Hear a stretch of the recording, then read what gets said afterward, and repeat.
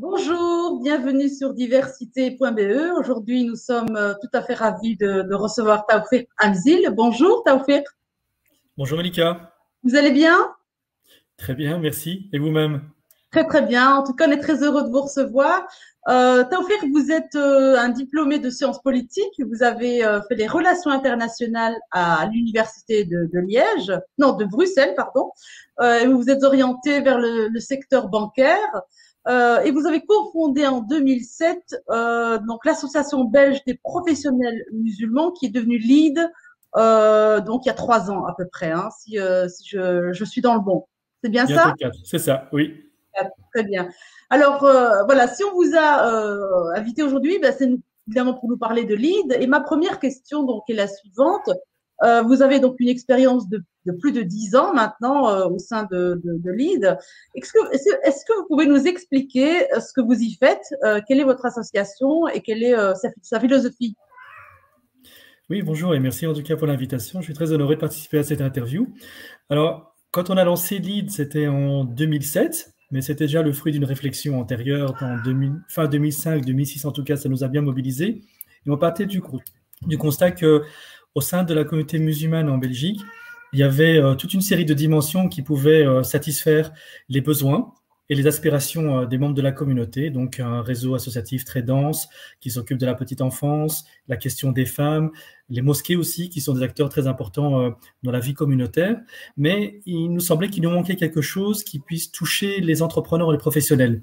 Une plateforme qui pourrait aussi les réunir et répondre à certains questionnements qu'ils pourraient avoir au cours de leur parcours professionnel, aussi en tant que musulmans, parce que pour pas mal de gens, ça pouvait ou ça peut encore signifier pas mal de choses en termes de choix de carrière, en termes de choix de positionnement entrepreneurial. Et il nous semblait intéressant d'avoir cette plateforme qui permettrait cette rencontre pour être ensemble plus forts, pour discuter, se rassurer, s'entraider, coopérer, et puis aussi petit à petit commencer à créer un embryon de voix parmi tant d'autres qui pourraient parler, en tout cas s'exprimer ou exprimer certaines choses sur le plan entrepreneurial. Et puis on a commencé en 2007 jusqu'à aujourd'hui et voilà, et on a fait un petit bout de chemin dans l'écosystème bruxellois en tout cas notamment.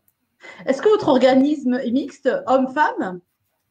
Tout à fait, il est mixte tant dans sa composition structurelle, donc au niveau de ses structures, donc du conseil d'administration et de l'Assemblée générale, mais très certainement au niveau de sa structure de membership, où on a des membres qui sont hommes, femmes, on a au niveau du CA 2 administratrices, et on a en fait, grand hasard, un personnel qui est quasi féminin. Ah oui, très bien. Bon, c'est très bien ça, c'est excellent. Comment êtes-vous reçu aujourd'hui dans le paysage des entreprises? Est-ce que vous êtes reconnu? Est-ce qu'on vous accorde du crédit? Après autant d'années, je suppose que oui, mais est-ce que c'est comme vous êtes arrivé au stade que vous désiriez dans la reconnaissance de lead?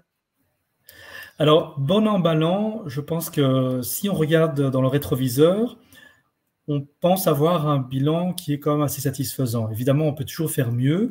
Ça n'a pas toujours été facile, mais depuis 2007, on a quand même réussi à bâtir des relations de confiance et un apport professionnel dans les services que nous proposons, tant au niveau de notre base de membres qu'au niveau des autres acteurs de l'écosystème bruxellois, qu'ils soient institutionnels ou issus du secteur privé.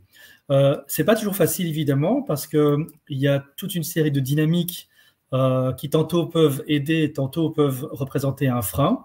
Mais globalement, l'approche de l'ABPM auparavant et de lead aujourd'hui est très certainement bien accueilli et souvent a été considéré comme étant un pont. Et je pense que le terme le plus important qui pourrait nous qualifier sur cette question, c'est le fait d'agir en tant que pont pour approcher des publics qui ne se rencontrent pas suffisamment, voire pas du tout.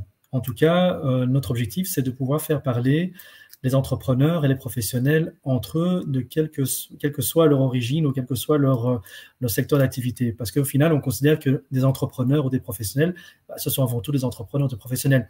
Qu'ils aient une dimension spirituelle ou religieuse, ça vient en plus, mais avant tout, on voudrait les considérer comme des entrepreneurs.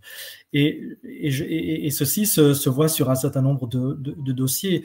Par exemple, notre réflexion aujourd'hui est de savoir comment est-ce qu'on va arriver à arrimer Les entrepreneurs issus de la diversité sur des questions aussi essentielles que la transition énergétique et la transition économique, pour faire en sorte que ces dossiers-là ne soient pas des dossiers qui leur passent au-dessus de la tête, si vous me passez l'expression, mais qui soient vraiment des sujets à prendre en compte dans leur réflexion entrepreneuriale et qui ne restent pas finalement sur le quai lorsque le train du développement 2.0 voire 3.0 sera parti, mais qu'on soit sûr qu'il soit bien repris dans cette dynamique. Et donc ça, c'est un des axes, par exemple, sur lequel LEAD se sent tout à fait légitime pour rapprocher les points de vue entre entrepreneurs issus de la diversité ou non. Alors, monsieur Amzil, parlez-nous un peu du profil de vos membres. Quel est-il? Quel âge ont-ils? Quelle est leur fonction? Leur Alors, entreprise? le profil de nos membres, il a quand même assez évolué. Au départ, l'association s'appelait l'Association belge des professionnels musulmans. Et professionnels, on entendait surtout des professions libérales, des camps dans l'entreprise, et finalement très peu d'entrepreneurs, quelques-uns qui étaient saillants dans les communautés musulmanes, qui nous soutenaient, mais une proportion assez moindre.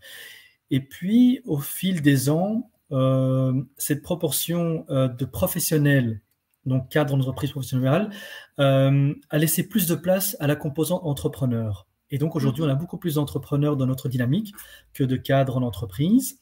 Mais au final, les deux profils nous sont essentiels.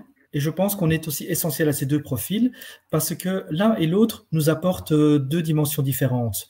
Les professionnels nous apportent une certaine expertise parce qu'ils développent un certain nombre d'expertises au sein de leur cabinet ou au sein de leur entreprise. Et donc, ce sont nos experts.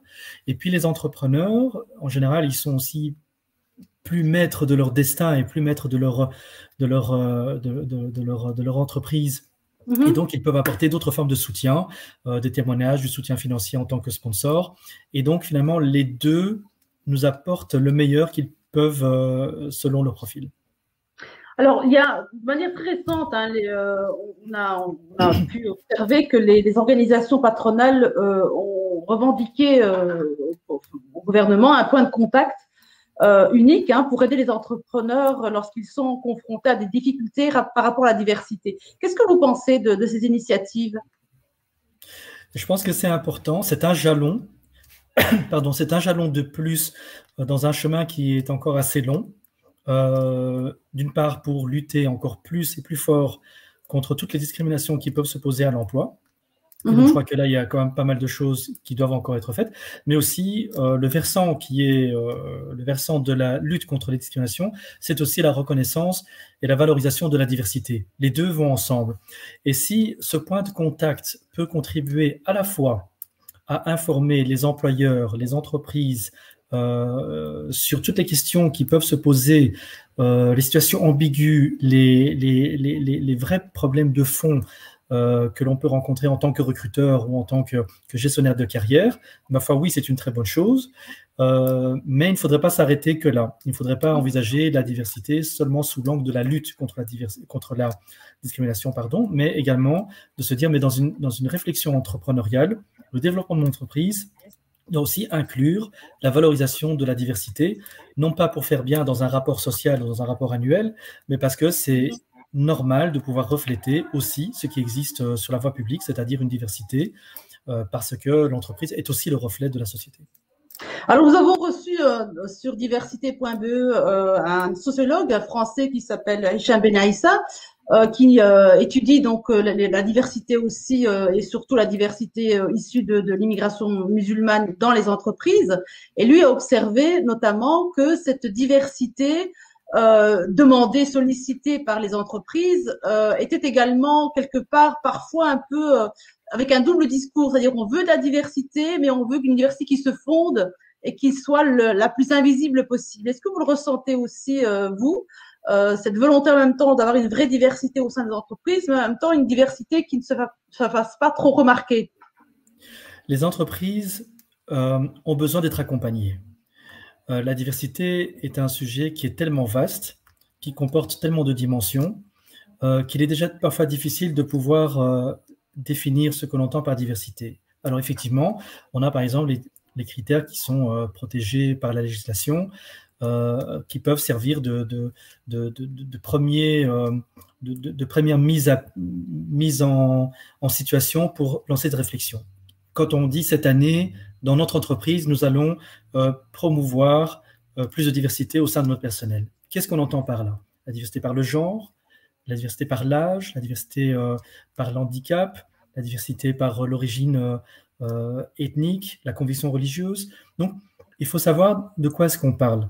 Et je crois que c'est important que l'on ne mette pas les différentes formes de discrimination qui peuvent exister sur le marché de l'emploi, ou le versant les différentes formes de diversité, en compétition les unes contre les autres. Je crois que ça doit être une réflexion qui doit être abordée au sein de chaque entreprise, et c'est pour ça qu'elles doivent être accompagnées si nécessaire, pour savoir vers quoi on va aller, et ne pas aller dans des directions qui ont pour objectif volontaire ou maladroit de cacher ou de favoriser une diversité par rapport à l'autre. Parce que finalement, tout le monde a besoin et tout le monde mérite d'avoir un emploi. Et le plus on est capable, selon la situation de chaque entreprise, de refléter un équilibre, le mieux c'est évidemment. Mais parfois, il faut aussi admettre que certaines sociétés ont des positionnements, ont peur d'avoir des débordements qui peuvent être liés à l'actualité, subissent également un certain nombre de stéréotypes. Et donc, ça peut orienter aussi des décisions de pousser telle ou telle forme de diversité au détriment d'autres, parce qu'elles sont peut-être plus faciles à intégrer dans l'entreprise. Et donc, du coup, la conséquence, c'est qu'on va invisibiliser d'autres publics qui ont aussi besoin, au Dieu sait combien, de pouvoir travailler.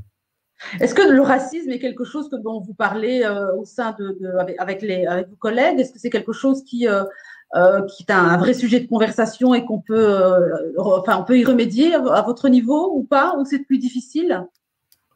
Alors, on en parle évidemment parce que pour des raisons évidentes, nous-mêmes, nous avons dans la très grande majorité des cas, une double appartenance culturelle, une double appartenance ethnique. Donc, on a aussi une oreille très sensible par rapport à ces questions à titre personnel. Notre objectif à LEAD, c'est de pouvoir combattre le racisme sur le lieu de travail par l'éducation et par la normalisation finalement, parce qu'on parle de beaucoup de situations de stéréotypes et de beaucoup de peurs. Et je pense que le travail de LEAD, comme le travail de tant d'autres structures, c'est de normaliser finalement la présence de la diversité sur le lieu de travail quel qu'il soit, et de ne pas enfermer justement les gens dans des fonctions à ces types. Par exemple, la diversité, c'est bien lorsque c'est une femme qui vient faire le nettoyage à 6 heures du matin, parce qu'elle est invisibilisée, elle part à 9 heures, on ne la voit plus. C'est bien lorsqu'il s'agit de faire un certain nombre de métiers sur lesquels il y a moins d'attraction de la part des candidats employés. Je pense qu'il faut que, naturellement, on retrouve des personnes issues de la diversité dans tous les secteurs et à tous les échelons de la hiérarchie entrepreneuriale. Alors, on parle beaucoup du plan de relance lié donc au Covid. Est-ce que vous pensez qu'il intègre suffisamment les questions de diversité? Alors oui, mais pas suffisamment. Ce serait, je pense, la façon dont je présenterai le plan. Il y a pas mal d'intérêts. Le plan parle de la question de la discrimination sur le marché de l'emploi. Donc refait à nouveau, en fait, le gouvernement refait à nouveau le constat qu'il y a de grosses discriminations qui touchent les publics issus de la diversité. Donc, les enfants, les fils et les petits-fils, les petites-filles, les filles issues de l'immigration. Donc, c'est un constat que l'on connaît, qu'on n'avait pas besoin d'attendre la situation sanitaire actuelle, ni le plan de relance et de résilience européen pour le savoir. Maintenant, la situation actuelle est une situation qui entraîne, c'est un facteur qui est aggravant. Il booste des situations qui sont déjà difficiles en leur mettant encore plus de difficultés. Donc, si c'était difficile en tant que personne issue de l'immigration de trouver un travail, ça l'est aujourd'hui encore plus en situation de crise sanitaire. Donc, le plan, pour nous, et nous avons eu l'occasion de le dire, ne soulève pas suffisamment cette question. Il soulève d'autres questions, notamment la question des familles monoparentales, avec par exemple des situations qui permettront, par exemple, à Actiris de pouvoir développer des crèches qui permettront aux familles monoparentales, donc aux mamans qui recherchent un emploi, de pouvoir avoir une solution pour leurs enfants le temps de trouver un emploi, donc dans le cadre de leur recherche d'emploi. On a beaucoup abordé la question du bilinguisme. Et effectivement, le bilinguisme est important, quoique relativement important pour trouver un travail, parce que je veux toujours distinguer la connaissance parfaite d'une langue avec la connaissance sociale d'une langue. Je ne suis pas convaincu nécessairement qu'il faille parler et rêver dans la langue de Vondel pour trouver un emploi à Bruxelles, mais si on peut socialiser avec ses clients et ses collègues, je pense que dans la majeure partie des cas, ça peut être suffisant. Et donc, du coup, ça peut remettre beaucoup de personnes sur le marché de l'emploi avec des chances d'obtenir un emploi. Mais malheureusement, et je reviens là-dessus, le plan de relance et de résilience ne soulève pas suffisamment quelles mesures l'on peut mettre en place pour lutter contre les discriminations sur le marché du travail pour les personnes issues de l'immigration. Quelles seraient alors vos propositions si vous aviez la possibilité de proposer des solutions? Vous auriez quels objectifs? Alors, je pense qu'on doit pouvoir tenir compte des mutations qui existent dans le monde de l'entreprise, dans le monde du travail et aussi dans les méthodes de recrutement. Aujourd'hui, nous recrutons encore avec des méthodes définies au XXe siècle, alors qu'aujourd'hui, les compétences techniques et les compétences personnelles, ce qu'on appelle en général les soft skills, ont été largement adaptées et modifiées avec les évolutions de la vie de tous les jours. Et plus particulièrement, si on regarde derrière nous, on regarde dans le rétroviseur, on voit que des personnes qui n'avaient pas conscience d'avoir certaines compétences se sont révélées, par exemple, lors de la période de la crise sanitaire, lors du premier confinement. Combien de personnes ont développé des compétences logistiques, des compétences d'organisation, des compétences de chef de projet, que ce soit pour des activités... Oui, créatives. Combien de personnes ont réussi à démontrer qu'elles pouvaient rebondir, trouver des solutions pour d'autres. Et je pense que tout ceci peut être transformé en de vraies compétences que l'on peut valoriser sur le marché de l'emploi. Et ça permettrait à des personnes qui ne disposent pas nécessairement de diplôme ou de qualification d'être finalement à nouveau reconnues comme étant intéressantes sur le plan du marché du travail par des employeurs qui auraient cette intelligence autant intellectuelle qu'émotionnelle, d'outrepasser la question du CV et de se dire, mais finalement, cette personne n'a pas un CV sur le papier hyper attractif selon certaines règles habituelles du recrutement, mais j'ai constaté qu'elle était capable de pouvoir gérer une chaîne logistique qui nourrit 300 familles tous les soirs pendant la première phase du confinement. Moi, je dirais chapeau, cette personne, pourquoi est-ce qu'on ne la recruterait pas? Pourquoi est-ce qu'on ne la rencontrerait pas? Alors, le conseil que je veux donner ici, ou en tout cas l'avis que je veux donner aux recruteurs, aux personnes qui sont dans les ressources humaines, c'est de s'ouvrir à d'autres formes de compétences et à d'autres formes de reconnaissance des compétences. Et par effet ricochet, ça permettrait de pouvoir récupérer pas mal de personnes qui, dans les voies classiques, ne sont pas tout de suite reconnues dans leurs compétences et passent finalement à la trappe ou en classement vertical. D'autres choses que l'on aimerait pousser, c'est de faire en sorte que, au niveau des managements, on puisse, de manière top-down, renvoyer le message vers les business units de chaque manager en donnant des vrais objectifs de recrutement en matière de diversité et non pas d'avoir un discours incantatoire, mais d'avoir des vrais objectifs pour pouvoir transformer aussi les départements de l'intérieur en recrutant via de nouvelles sources de reconnaissance et d'identification des talents finalement de demain. Eh bien, Monsieur Hamzil, on vous remercie pour cet entretien. Alors, peut-être avant de vous dire au revoir, quels sont vos projets pour cette année 2021 qui nous reste? Est-ce que vous avez des projets pour les mois à venir? Alors, des projets, on en a plein. On en a même bien plus que de moyens pour les réaliser. Mais en 2021, nous avons le projet chez LEAD, en tout cas l'initiative, c'est d'offrir le plus de services possibles aux entrepreneurs qui ne disposent pas nécessairement des moyens de pouvoir développer ces compétences eux-mêmes. Donc, des compétences en matière de communication, des compétences en matière d'assistance à la création d'outils entrepreneuriaux ou de développement de soft skills pour pouvoir défendre leurs projets, d'accompagnement pour la recherche de financement. Donc, on voudrait plus évoluer vers ce type de structure et aussi faire plus de sensibilisation par rapport au développement durable parce que si les entrepreneurs sur la diversité n'y vont pas aujourd'hui en connaissance de cause et en full contrôle de leur processus, eh bien, nous craignons qu'ils devront y aller plus tard, contraints et forcés, parce qu'il y aurait des ordonnances et des réglementations et des décrets qui les pousseraient comme une baïonnette dans le dos vous pousse pour avancer. Et donc, c'est ce qu'on voudrait éviter, c'est vraiment les accompagner. C'est ce qu'on voudrait faire aujourd'hui, c'est les accompagner pour éviter que ça ne soit une contrainte plus tard.